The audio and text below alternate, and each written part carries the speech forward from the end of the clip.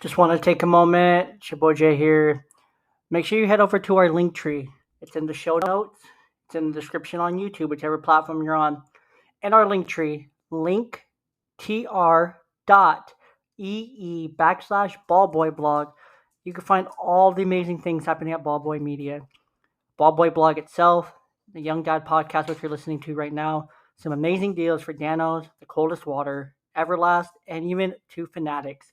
Head over to our link tree right now while you're listening to this and check out all the great deals and ways that you can support the podcast today.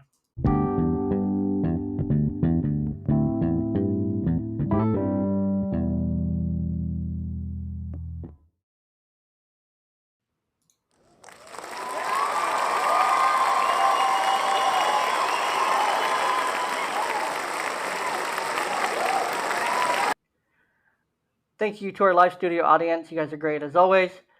We have 3 quick questions for each of us to answer.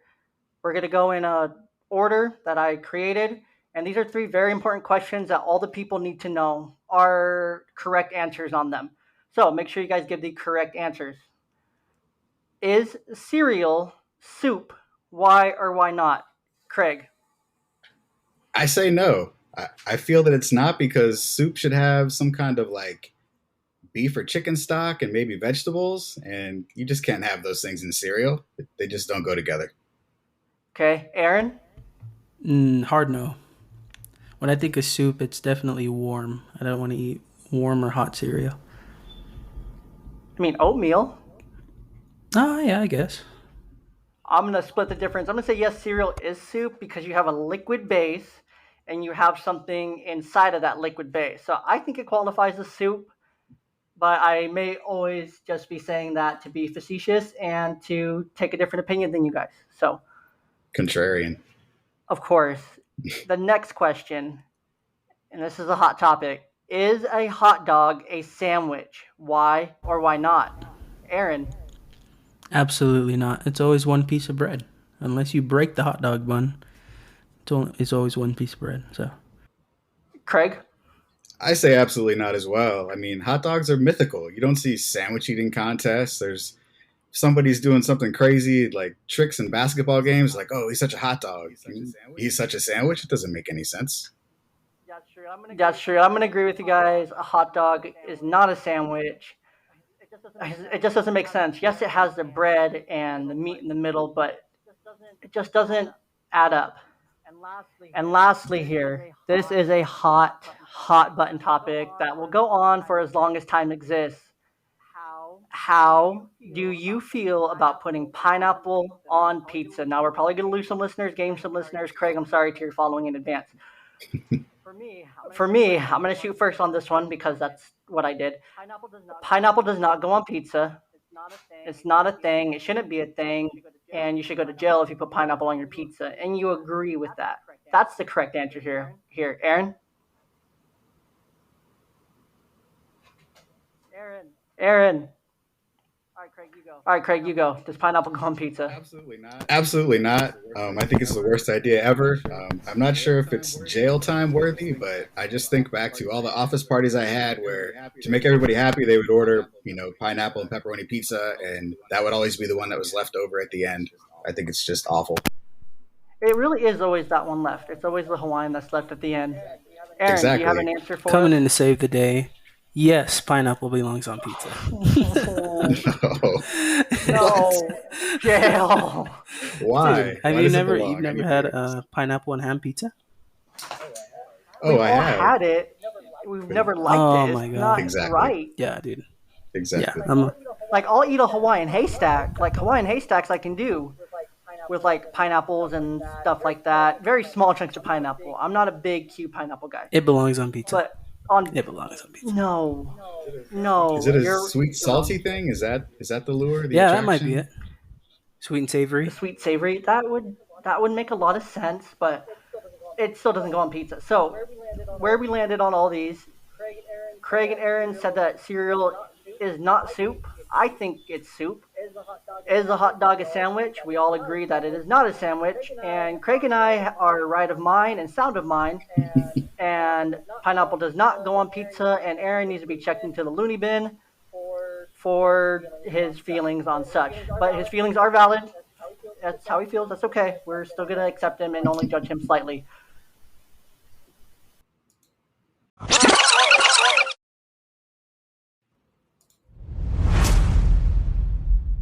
And we are back.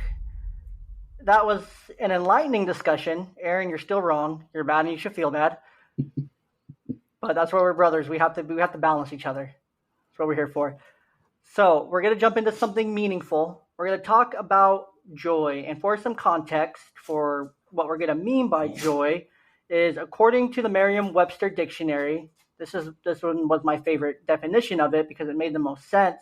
The emotion invoked by well-being, success, or good fortune, or by the prospect of possessing what one desires, or delight, is also defined as the expression or exhibition of such emotion, gaiety, and a state of happiness or felicity or bliss. So when you guys hear the word joy, what does it mean to you? Craig, we'll go ahead and shoot to you first. So for me, when I think of joy, I don't actually think of, possessing any one thing, but I think of moments where you're fully present and just fully aware of everything going on around you, and you're fully, in tune with, your senses. Maybe you can smell everything, feel everything going on around you. You can see, hear. It's like you're sort of like a heightened awareness. And I sort of related to, you guys can relate, but maybe the birth of your child, or maybe when you're in the honeymoon phase with, your girlfriend, and, just all your stresses and worries and everything that bothers you, it just disappears and you're just really locked in to that particular moment. That's when I think of joy, like that's what I think of. Yeah. So my take on joy, it's going to be similar to that. Like, I don't really think of one specific thing or emotion. It's just whenever I catch myself, like Craig said, in the moment, just basking and enjoying it and being grateful for everything that I have, or, experiences that I get to share. It's more of, if you would have asked me this 2-3 years ago, I would tell you it's about possessions or, once spending time with my kids, creating my own family, it's definitely shifted my mindset to, like, when you appreciate certain things or certain moments. I would 100% agree with both of you. And for me, I think it is more so captured in moments. As you get older, as you mature, as life changes for you, as you become a dad, as you go through things like divorce or your children being born and them growing up, it goes more from the stuff you have that brings you joy, but to the moments, like Aaron's saying. For me, it's those moments that you want to almost take out your phone, but you don't take out your phone because you just want to capture them in your mind and in your memory and create those core memories in your head instead of taking it with your phone, which so many people decide to take that moment on their phone and capture it, but they're also missing out on really locking it in and feeling those all five senses, feeling the stress kind of go away, feeling the emotion go away. And it's such a powerful thing is when you have those moments of just, they're clear, they're picture perfect, and you don't want to take a picture because a picture would ruin them. So for you guys, I know we all kind of mentioned it. I'm sure our listeners could probably guess what brings you both the most joy in your lives. Aaron, what should you first? For me, it's got to be my family, man. I mean, don't get me wrong. I enjoy, the things that I like personally, but for me, it's my family. I mean, just seeing my family grow or spending time with my family is what brings me the most joy. Absolutely. Craig? Yeah, and I mean, obviously it's the same for me, but just to take a sort of a different tact, I suppose. My daughter's really big into soccer, and soccer season just started 2 weeks ago. So she's really good, and just to watch her do something that she really enjoys and she's good at, it's hard to describe, but just to see that and be able to witness it, once a week, you miss it when it's not, it's out of season. So I guess just watching your kids have fun, it's as small as that might sound to anybody that doesn't have a kid, it just fills you up. Yeah, I can relate to that. So it's definitely like, for me, it's seeing them succeed. Like it's one thing when they have a bad day or a bad game. It's a growing process, but when you see them thriving and performing what they've been practicing all week, like you would say, it's a different feeling. It's a different level of bliss. Yeah, exactly. Absolutely. And for me, it's a combination of those. I absolutely love seeing my kids succeed. I love seeing them grow. I love seeing them learn. But for me, I also do a lot of coaching. Like I coach my daughter's t-ball team. I coach, she does cheerleading while I coach flag football now. And, I've done a lot of coaching in the past and present and work with a lot of people and manage a lot of people. And one of my favorite things that brings me so much joy is seeing a kid just get it.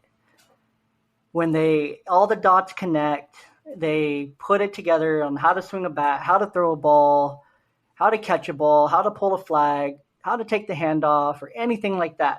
All those really small little skills, like you were saying, Craig, those small little things, whether it's your child or someone you care about or someone that works for you or someone that you've been working with for a long time or someone you care about, no matter who, when you see those little things click for them because of you and they're clicking in the right moments and you're present to see that, it's uncanny just being able to see that, especially when it's a kid that you're coaching and you've been working with them all season and it finally clicks and you just want to scream out to the heavens, thank goodness, because it finally worked. Whatever you did finally worked and their parents are happy, you're happy, and everyone's happy. And it's just a moment that you never forget.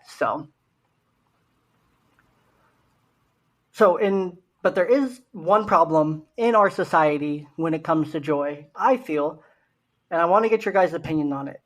Our society is almost obsessed with stealing other people's joy. This is something I've been thinking on for a long time. And instead of letting them have it and embracing it with them, they instead decide to crush it and try to take it away from them. We see it all the time, where someone gets really excited about something and then someone just comes in and completely crushes them and destroys them. Why are we like that? And what do you guys think you guys can do, or what we can do, or listeners can do on a daily basis so that doesn't keep happening and they can help people embrace it instead of crush it?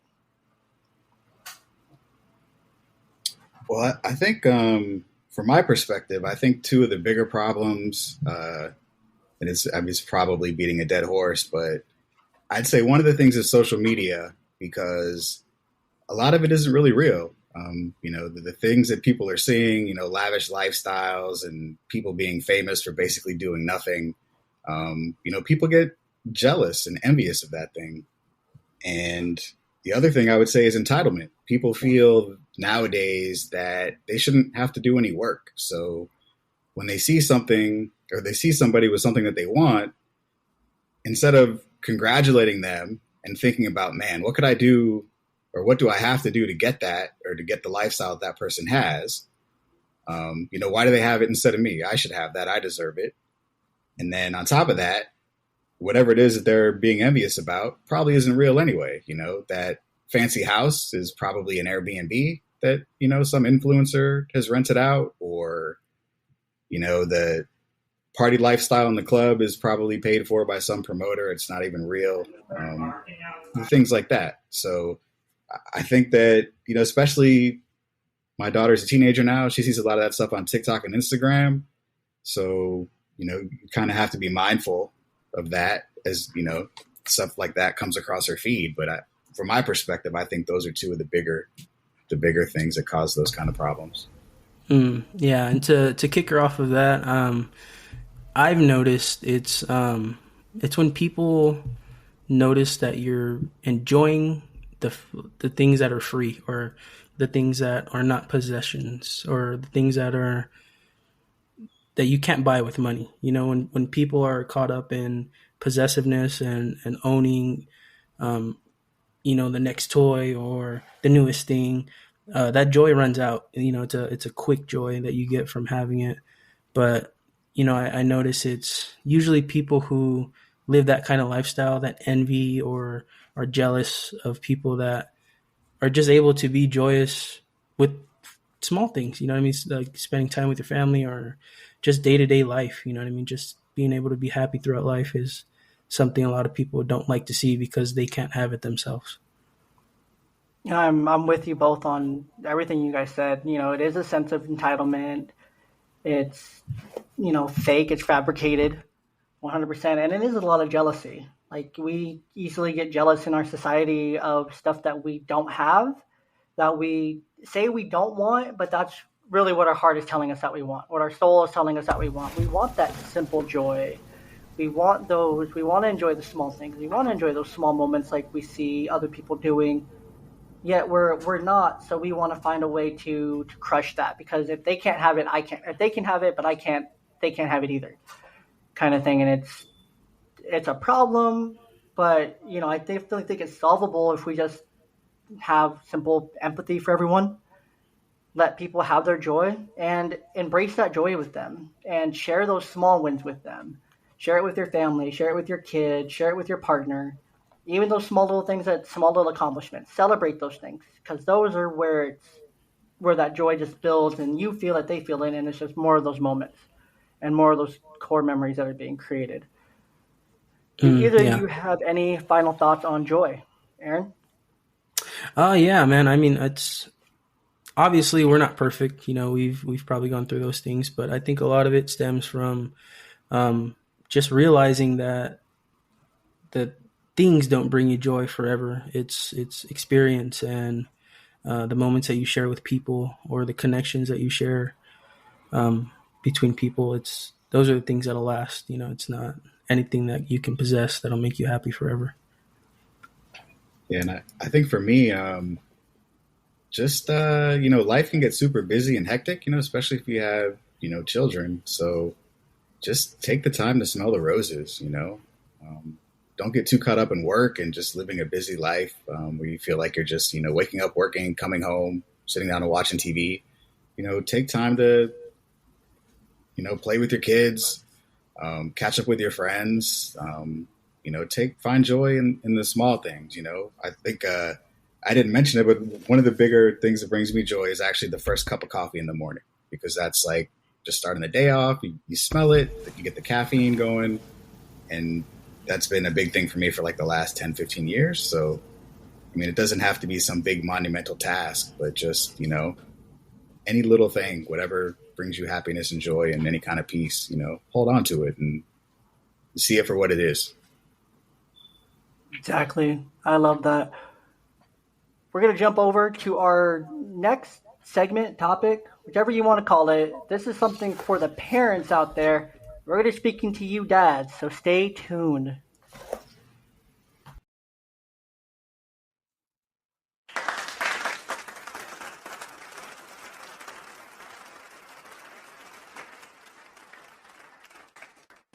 Big thank you to our live studio audience. They love talking about joy there. You heard them all sobbing. You can see them crying right now.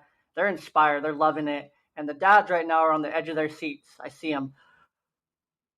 Over the past few decades, there's been a significant increase in our society of dads playing more and more active roles in parenting, as we realize it takes more than just a mother to raise a child. However, even though we see a trend in the right direction, there are still a lot of men and fathers out there who make a choice to not be involved for one reason or another, which honestly, it makes little to no sense to me.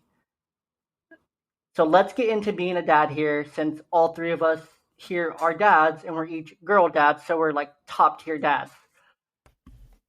Because being a girl dad is tough. Yes, it is.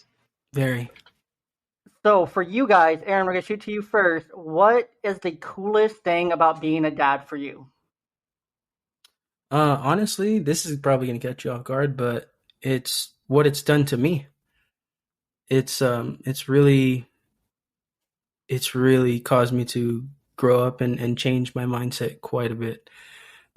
Just from the time my second daughter was born to now, I can see a huge change in my mindset and the way I think. And especially when I had my first daughter, I was only 19, I believe, and it really just it made everything click for me that it was time to grow up. You know what I mean? It's time to be responsible, um, to prepare for taking care of another life. And that's a real wake up call. You know, not too many things in life can simulate that. True. Craig, how about for you? What's the coolest thing about being a dad for you? For me, just especially as my daughter gets older, just seeing her turn into a young woman and just looking at her and saying, I did that. Like I raised her. Like I helped create who she is becoming and who she is. And it's amazing to see that. And I'll get more into that when one of the further questions down, but that's what I'll say for that one now. Perfect. For me, honestly, I think the coolest thing for me is that I wanted boys so bad. Never wanted girls. I always thought I was going to be, have one and one. Now I have two girls. And honestly, the coolest thing for me is being able to really embrace that feminism that was always there, but always kind of very an immature level, but now understanding it on a deeper level and how it affects them. And honestly, one of my favorite things is buying girl clothes for them. Weird as that sounds, it's so much fun shopping for them because it's just different, it's more creative, and definitely is more personality driven for them as well. And so with that, so those are some of the coolest things that we think about being a dad for us personally, but what are some of those moments that make being a dad so unbelievably cool that like you're like, wow, I would have never experienced this if I wasn't a dad, and being a dad is just so unbelievably awesome because of this. Craig. I think the biggest things for me would be, I think, watching her persevere. If she hits a stumbling block, she's having a tough time at school, but then she does well on a test, or maybe she has a tough game playing soccer and then bounces back the next week, or has a really great tournament. Or a bigger one for me too is, if I can show her something from my childhood and then turns out she's interested in it as well. Just having the bond there with that, like that's always super cool because that's becoming like, less and less common. The older she gets, she's like, this is so awful. Like, what are you doing? You're so old. So that's always fun. Yes. Aaron. Yeah, for me, it's introducing my kids to new things and seeing them learn. That's the coolest thing. It's a different experience when you get to learn something new or you get to do something, but seeing your kids, something that you've made, it brings a different level of joy because you get to spark their mind and you get to bring it to them and you get to experience it together. And it's something you guys can share and enjoy together. Absolutely. And Craig, I love that you mentioned like finding something in common because my oldest daughter, she's 5, but she loves Pokemon. I love Pokemon.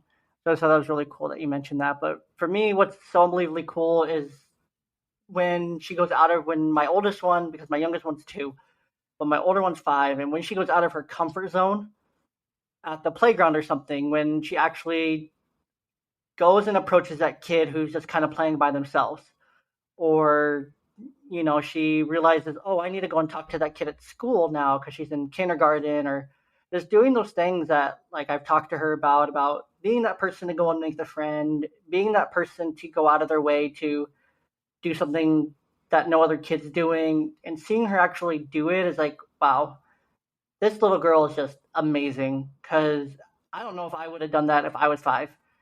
But here she is doing it, and she's scared out of her mind, but she's doing it anyway, and it turns out being a great time. So those moments are just awesome when they do something completely out of their comfort zone, and they're so proud of themselves, and it's just amazing. Yeah, there's so much. Oh, Go ahead, go.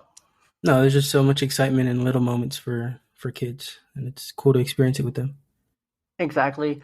So when you guys first found out you were going to be a dad, what was your reaction and why? I'm going to lead us off here. I was 21 when I found out that my now ex-wife was pregnant with our first kid. And I'm pretty sure I just froze because I didn't actually believe it. And I think it was real because we weren't necessarily trying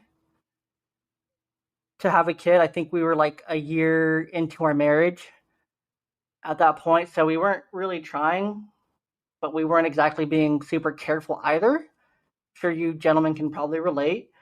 And I was just shocked. I was like,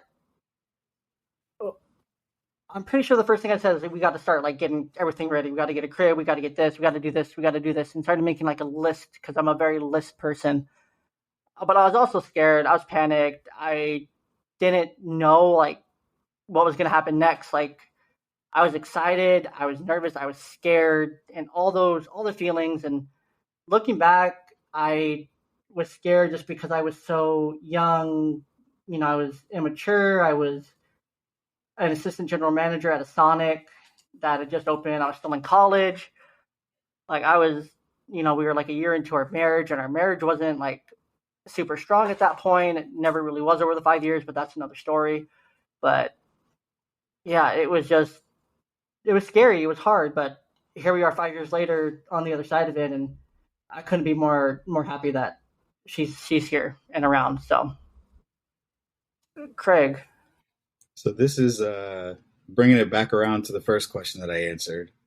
Man, I was terrified. My wife and I. So I guess, I'm assuming that's when it happened. She got pregnant on the honeymoon. We had been married for maybe 2 weeks. Of course, we had talked about having kids, but yeah, we weren't trying, not that soon. And she came home from work and she was like, I was feeling a little weird. So, I just knew that I was pregnant. So I took a pregnancy test. And I think my first words were, there more than one comes in a pack. Can you super classy, I know. Can you take the other one, the other two, whatever, however many came? Of course, those all came back positive. And I was just terrified. I was a little bit older. I was 30. But I know everybody always says, I'm going to wait till I'm ready to have a kid. I want to have all this stuff. I want to have some money. I want to have a plan. It rarely ever works out like that. But I didn't feel that we were just newly married. I didn't feel that we were ready to go down that path. Neither one of us was really good at taking care of ourselves at that point. We ended up getting a divorce. So it was kind of like, how are we going to take care of this kid? So I was just super scared. How could I be a good dad? At that point, I didn't know if it was going to be a girl or a boy. So yeah, that first week or two after, it was just like, hey, wife's pregnant, super happy, put on a happy, excited face, but dude, just terrified, man. Everybody's like, my friends would ask me, how do you feel? And I'm effing scared, man. Like, I don't know how this is going to work. So yeah, just being able to look back now and say, I made it. I did it. Like, yeah, it's not so bad. It was the best thing that ever happened to me. True. So I mentioned I was 21, going on 22. You were 30. Aaron, you mentioned you were 19. What was your reaction? Oh, dude, if Craig thought he was terrified. Yeah, 19. I can't imagine. Yeah, man. It was a spur of the moment thing, obviously. My wife and I were only about 2 or 3 years into our relationship, and we're going through college, and it just sprung up out of nowhere.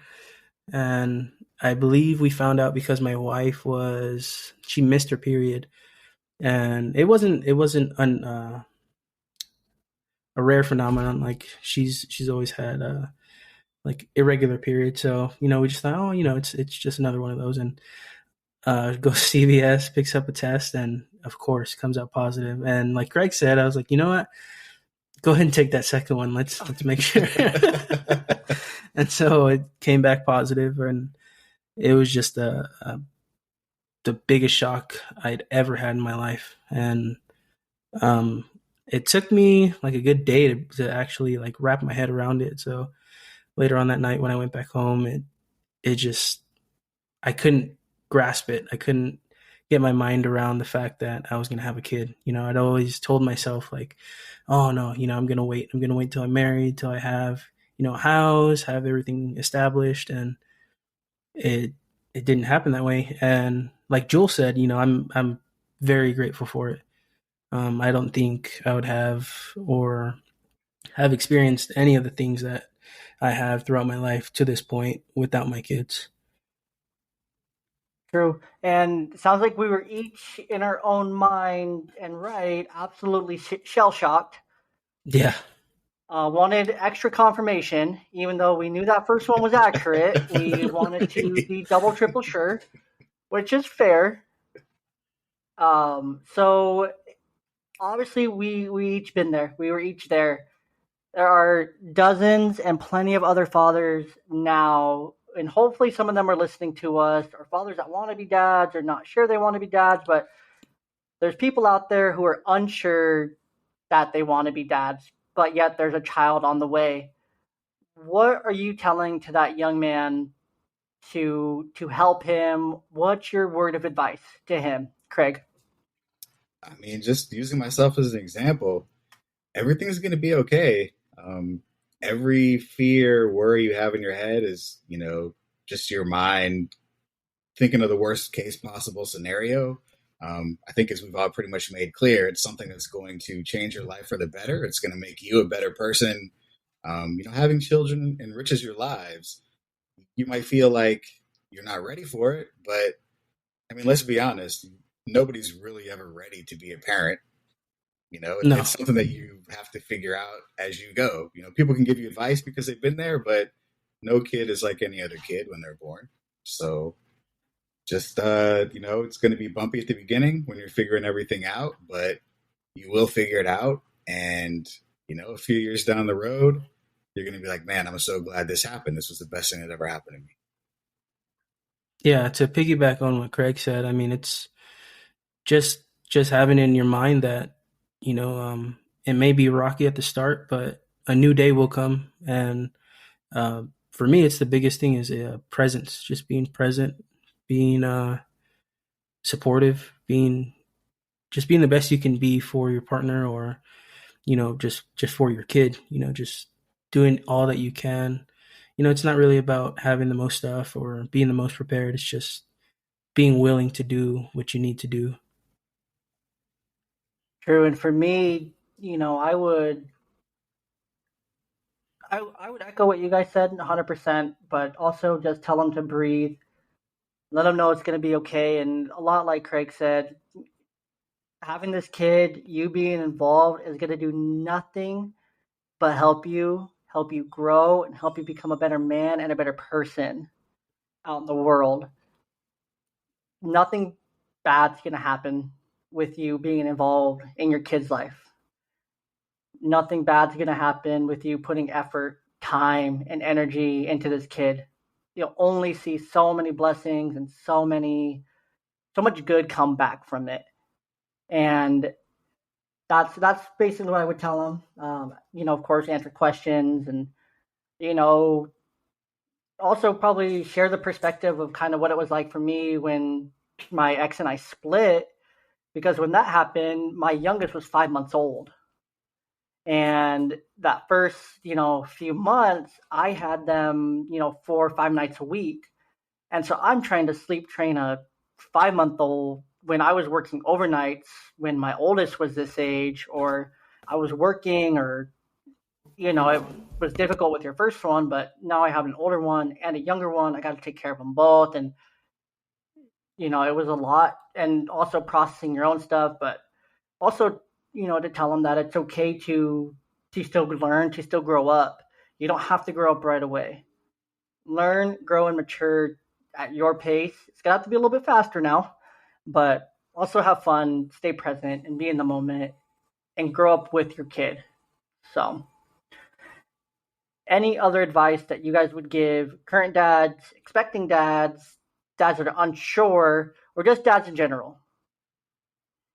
Just one thing I'd like to say, not really a point of advice, but even just the things you mentioned about, just the struggle with your kids being younger. I mean, you have and you are making it through. I mean, it might be difficult, but you're handling it, right, Jay? True. Yeah. Yeah. So, I mean, We made it even, through. bad scenarios come along. Hey, as a dad, you step up, you do what you got to do, you know, everything's going to be okay. Exactly. Step up. There is no step out option. Step up. Right. Just step Yeah. up. Exactly. Yeah, and I feel like that's a huge point that our society now is missing.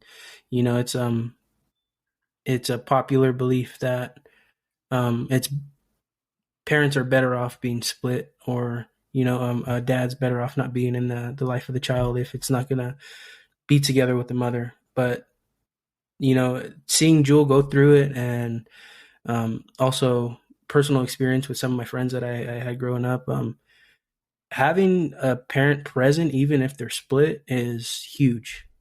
So even if things aren't going to work out between you and your significant other, just don't ever give up on the kid. Kid's the world. It's the future. Yeah, I totally agree with that. I think, I think kids are way better off having access to both, as long as both parents are, properly there for the kids' needs and raising them. So, I think kids are better off with both mom and dad. So I wholeheartedly agree with that.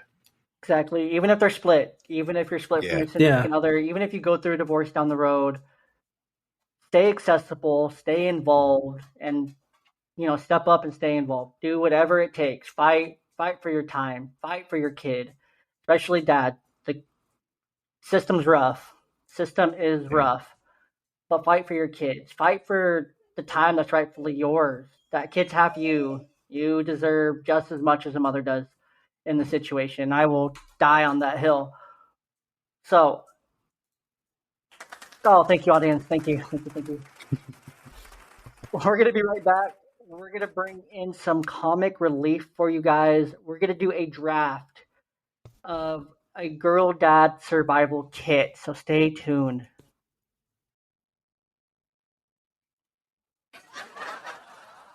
No, not yet, audience. Not yet. Hold it there. While we were waiting talking, pineapple does not belong on pizza. There's a lot of dust in the air. That's why I sound like this. It's allergy season within my place. We are going to do a draft. We are going to be drafting girl dad essentials. So we're going to go 4 rounds here. We're going to be doing a snake draft, classic.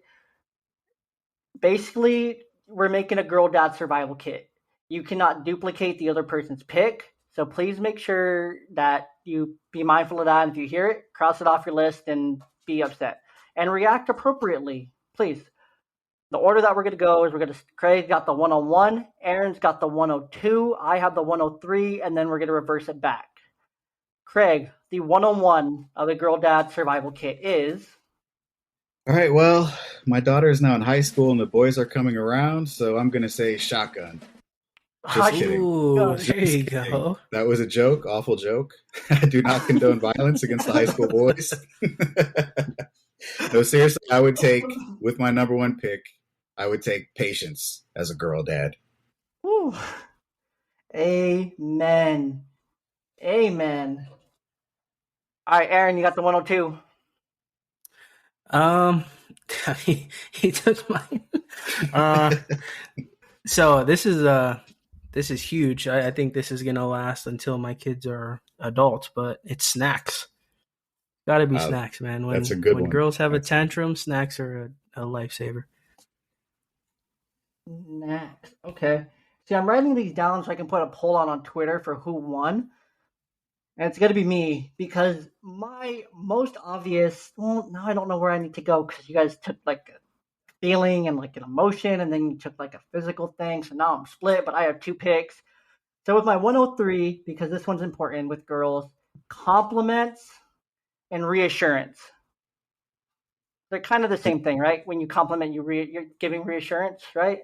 Yeah, I'd say so. Yeah. Okay. So that's going to be my 103. And to lead off the second round here, This one's an obvious one, but I'm taking a wet brand hairbrush because they Nice. are next level tier 1 hairbrushes. Dads, moms, whoever you're listening to, go and get your little girls, not a sponsor, a wet brand hairbrush because they are literally the best hairbrushes you will ever have. Aaron, it's back to you. Yeah, with my 2-2, I'm gonna have to go the best listening ear, I guess. So like to be the best listener when my kids are speaking to me or conveying something to me. Okay, we're getting deep here. Craig, what are you taking? You get 2 picks. All right, for the first one, I want to say the skills to do braids and ponytails properly. Oh, there you go. Oh, And the then for hair the next skill. one, I'm going to choose Disney Plus. Ooh. Ooh, man's a genius. Aaron, it's back to you. Yeah, so with my 3-2, it's funny that Craig brings up Disney Plus. So we live in Southern California, so I'm gonna choose a Disney membership or like to the actual theme park. That's a great one too. Well, you guys suck. But I get 2 picks here to close us out. So for my third pick, because women, girls, they're always cold. Always. So I'm taking a hoodie or a sweater here. There you go. Because my kids somehow are always cold. Stop. Go away. I'm talking to my dog. I don't want my kids to go away. That's not my fourth pick.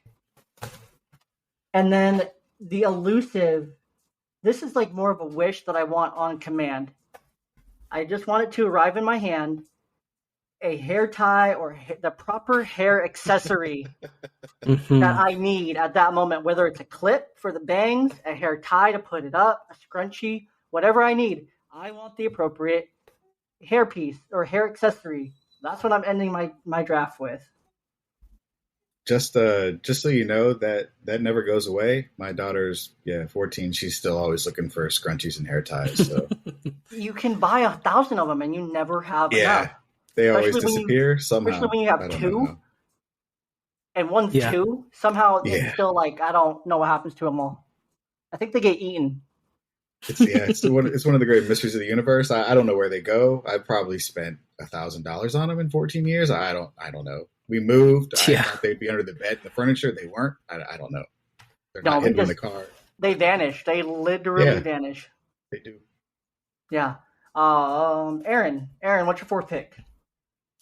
So this is not really gender specific, but I have 2 kids, so the ability to separate them on command would be essential. They argue so much. So some de-escalation? Yeah, de-escalation. That'd be great. All right, Craig, finish this out here. All right, this one is more of a personal one. My daughter and I love to travel. She's actually been like my number one travel buddy since my wife and I split. We've been traveling, pretty much since she was like 2-3 years old, and I didn't have to pay for her tickets. Just being her alone. So I'm going to choose a travel rewards credit card. There you go. I love it. Yeah, they start to get to that age where you actually have to pay for them to get into stuff. I'm just starting to get there with my older one. And it's like, I have to pay for her ticket into the baseball game, I have to pay for her ticket to here. It's like, she's only 5. Oh, the cutoff's 4. Of course it is. Do you guys I don't know if your parents did it, but my grandma did it. When I was younger, even when I was like 7 or 8, I was like a big 7-8-year-old, but I was always told, say you're 5.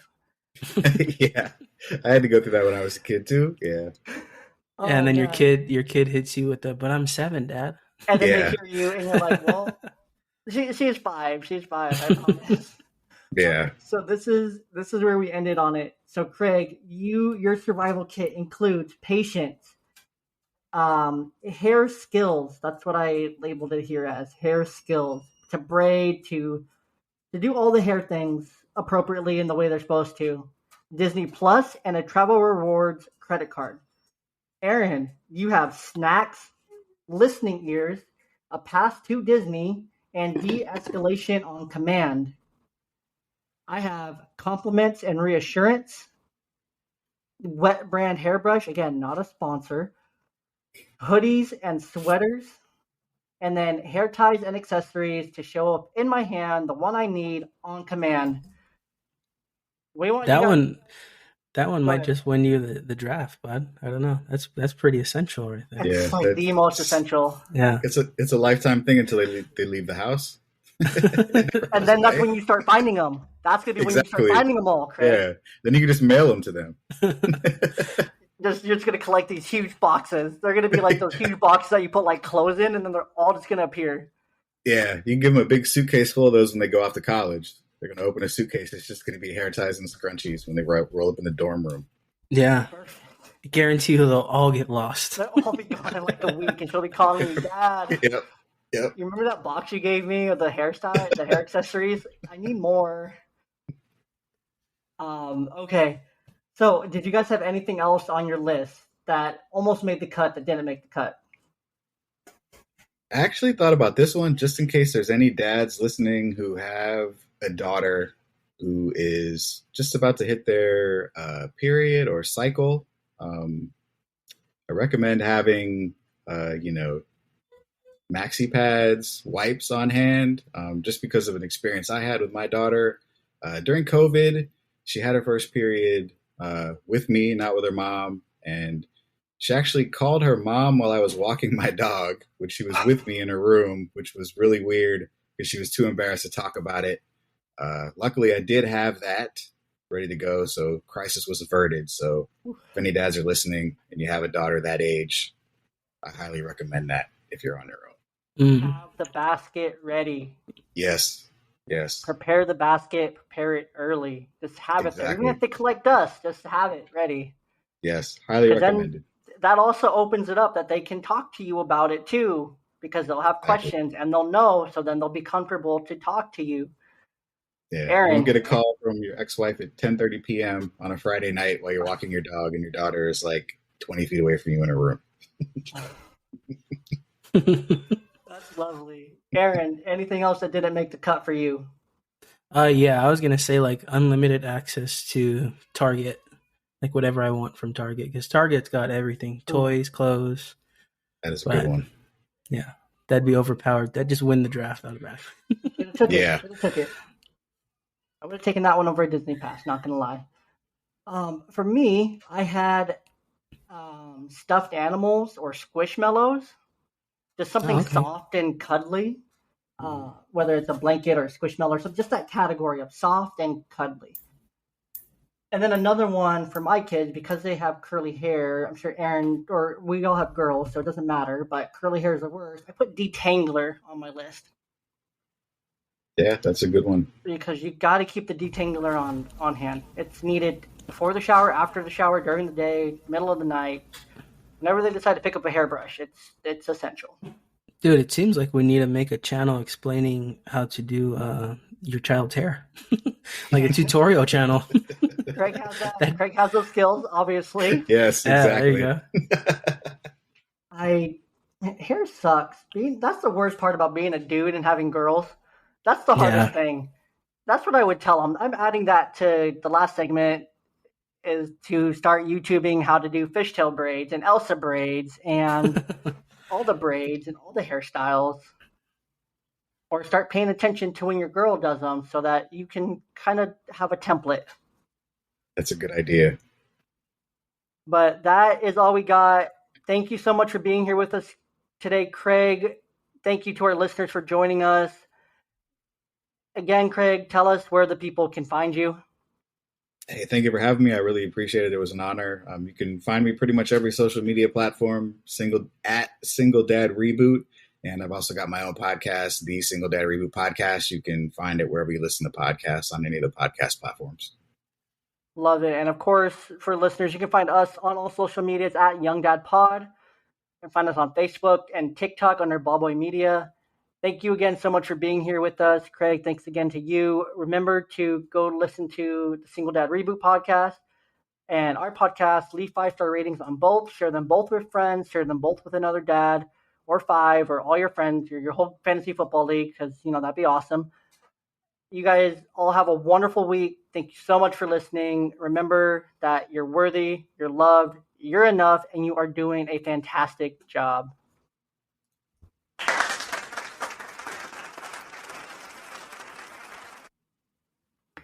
And